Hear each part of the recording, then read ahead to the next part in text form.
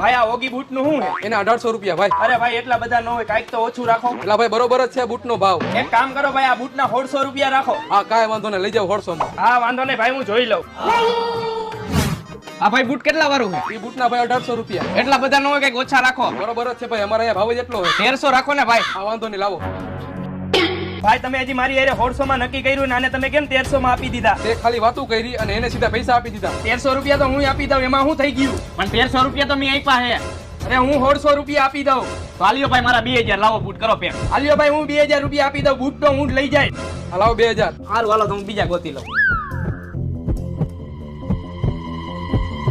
હાલો ભાઈ. આલ્યો પૈસા. કેવી લઈ ગઈ આપણી એક્ટિંગ? એક નંબર. પગાર આપણો વધી જાય ને? અરે વધી જ જાય.